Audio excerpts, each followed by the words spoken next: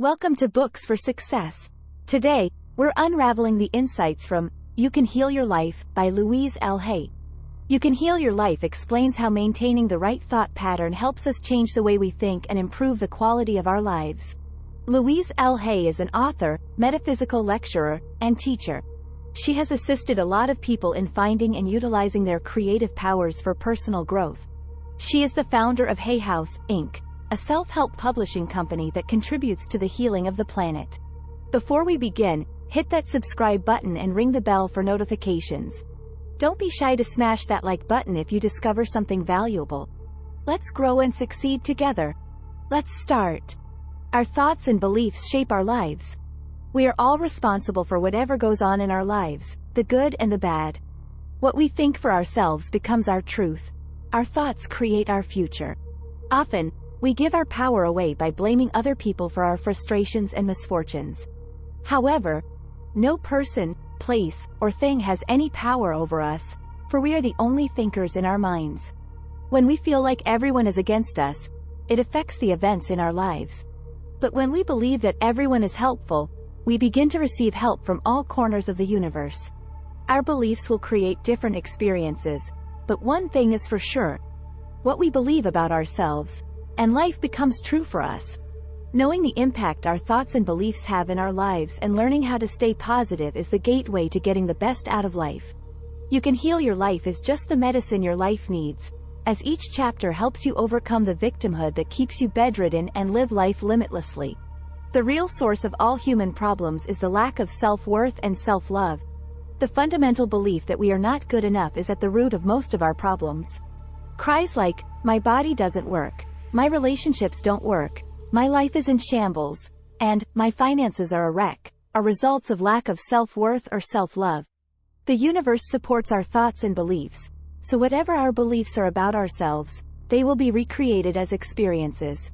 People criticize themselves because they believe that they are not good enough. Like most of the principles humans live by, this belief is often picked up at a very young age. For example, limiting beliefs of not being good enough could stem from having been abandoned and ignored as a child. Someone who believes that life is dangerous could have grown up in the arms of frightening parents. Many of us base our life scripts on our early messages. As good little children, we obediently accept what we've been told as truth. However, we can't be victims of conditioning for the rest of our lives. No matter what the problem is, love is the miracle cure. Loving ourselves does wonders in our lives.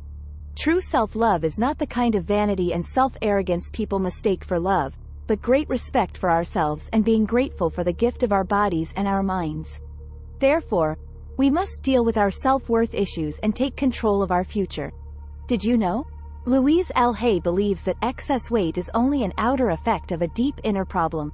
People put on weight when they feel frightened, insecure, or not good enough. We need to examine our thoughts frequently because they determine our values. All of our problems stem from one thought pattern or another, and whatever we believe becomes reality. We have sudden financial disasters because we believe we are unworthy of being comfortable with money. The belief of being unlovable or the fear of being hurt could make us seem unable to attract a good relationship. A lack of friends could stem from the belief that one is not lovable. No matter how difficult the issue we are dealing with is, it is only an outer result or the effect of our thought pattern. We can take a step toward eradicating negative thoughts from our lives by examining our perceptions. We should look at the problems in our lives by asking ourselves, what kind of thoughts am I having that creates this? Are they really true? We must go to the root of our beliefs and check the validity of our thoughts. Most times, they aren't true. And sometimes, they are just reflections of our pasts. But our problems no longer need to be the truth for us. We can make them fade back to the nothingness from where they came. We must never forget that we are the only power and authority in our world. Therefore, we must examine our thoughts, flush out every negativity, and replace them with continuous doses of positivity. If we want a happy life, we must think cheerful thoughts. If we want a loving life, we must think loving thoughts. To experience improvement in our lives, the decision to change our lifestyle is necessary. When we become sure of what the problems are, the next thing to do is to change. Change is important as each old layer must give way in order to be replaced with new thinking. The initial step to being a better person is to be willing to change. There are many approaches to change. 1. Spiritual approach, meditation or prayer. 2. Mental approach, workshops or therapy. 3. Physical approach, physical appearance. Holistic healing is a type of healing that involves the whole person, body, mind, and spirit. It doesn't necessarily matter which approach we begin with. What matters is including all the areas. Eventually, the area that interests us most is always a good place to start. While trying to affect change, we must have it at the back of our minds that the things our bodies consume affect how we feel and look. Hence, be conscious of what you eat. Mirror work is very powerful. But most of us don't know that, which explains why we say negative things to ourselves. We either find faults in our looks or berate ourselves for something. Instead, we should look ourselves straight in the eye and make positive declarations. It is the easiest way to get results with affirmations. Change involves letting go of the old and controlling the mind to dwell on the new. We can affect change in our lives by following these principles. Nurturing the willingness to let go. It is important to clean up the past in our minds and release all emotional attachment to it. Sometimes we need to experience letting go physically, too. We can lock up experiences and emotions in our bodies. Hence, screaming in the car with all the windows rolled up can be very releasing if we have been stifling our verbal expression. Beating the bed or kicking pillows is a harmless way to release pent-up anger, as is playing tennis or running. Whatever method we choose, we must truly let go. We experience freedom in using our mental power to enjoy the present and create a great future if we learn to let go. Controlling the mind. There is incredible power and intelligence present when we respond to our thoughts and words. We align ourselves with this power as we learn to control our minds by conscious choice of thoughts. When old thoughts try to come back and say, "It's so hard to change," we must take mental control. We can say to our minds, "I now choose to believe it is becoming easier for me to make changes." Having these conversations with our minds can establish the fact that we are in control. Learning how forgiveness of self and others releases us. Forgiveness is the answer to almost everything. When we are stuck, it usually means that there is more forgiving to be done. When we do not flow freely with life in the present moment, it usually means we are holding on to a past moment. It can be regret, sadness, hurt, fear, guilt, blame, anger, resentment, and sometimes even the desire for revenge. Avoid negative thought and embrace positive declarations. We are taught to fight mental negativity, thinking that the positive will automatically come to us if we do so. We make statements like, "I don't want to be unhappy," and "I don't want to be broke," thinking we are warding off negativity. But it doesn't work that way. The more we meditate on what we don't like, the more we create it. What we pay attention to grows and becomes permanent in our lives. Therefore, we would do ourselves a great deal of good if we stay away from the negative and focus on what we really want to be or have.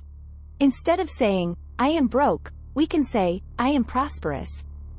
We can say, "I can now move to a better place," rather than the negativity-infused statement, "I don't want to live here." Stating, "I hate my job," will get us nowhere. But declaring, "I now accept a wonderful new job," will open the channels in our consciousness to create that. It certainly helps to continually state how we want our lives to be. However, we must be careful to always make our statements in the present tense, such as, "I am," or "I have." Our subconscious minds are so obedient that if we declare in the future tense, "I want," or "I will have," then that is where that idea will always stay just out of our reach in the future. Our relationships are affected by our beliefs and qualities. Your relationships mirror you. What we attract reflects our beliefs about relationships, whether it is a boss, co-worker, an employee, a friend, a lover, a spouse, or a child. The things we don't like about these people are either what we do or would not do ourselves or what we believe.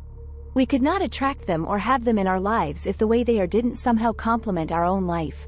If a person in your life bothers you, figure out the things you don't like about the individual.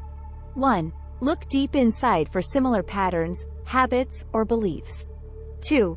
Decide to remove the patterns, habits, and beliefs that correlate with their behavior from your thinking and behavior. Once done, the other person will either change or leave. We can harness the power of attraction in our love lives. We can set standards for whatever kind of love we want to attract. If we list the desired qualities in ourselves, we will surely attract someone who has them. Physical illnesses and diseases stem from irregularities in the mind. The body, like everything else in life, is a mirror of our inner thoughts and beliefs. Continuous modes of thinking and speaking produce body behaviors, postures, and diseases. For example, a person who has a permanently scowling face did not produce that by having joyous, loving thoughts. Older people's faces and bodies show, so clearly, a lifetime of thinking patterns. Some mental patterns create illness in the body. For example, according to Louise, deafness is caused by a long-standing refusal to listen to someone. Also, when we have problems with the eyes, it usually means there is something we do not want to see either about ourselves or about life, past, present, or future. Small children who wear glasses have something going on in their household that they don't want to look at. And when they can't change the experience, they will diffuse their sight, so they don't have to see it clearly. Problems with the lungs indicate that we are afraid to take in life or feel we do not have the right to live fully. Ulcers are caused by fear of not being good enough. Cancer is caused by deep resentment held for a long time until it literally eats away at the body. Learning to love and accepting the self is key to healing cancers, like most other diseases. Conclusion. We live in a yes universe. The universe always says yes to us no matter what we choose to think or believe. If we think prosperity, the universe says yes to that. If we think of poverty, the universe says yes to that as well. So, we must make conscious efforts always to retain and affirm positivity, as our lives end up playing out according to our thoughts.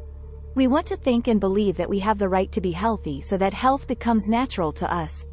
There is magic in recognizing our bodies as good friends and knowing that every cell listens to our minds. We can decide to be healthy and live extraordinary lives by ensuring our minds are rid of any negativity or resentment. When we release all burden from the heart, all the organs in the body will begin to function properly.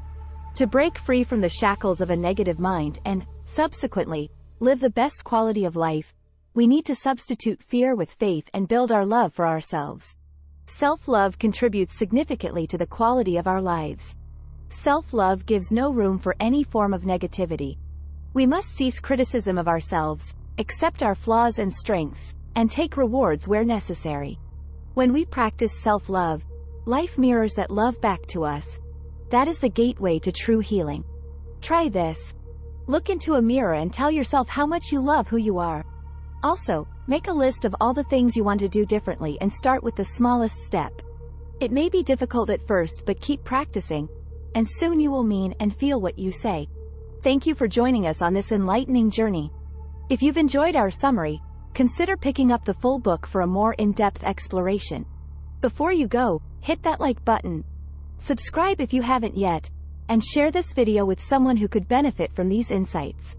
Until next time, keep reading, keep learning, and keep growing. Thanks for watching.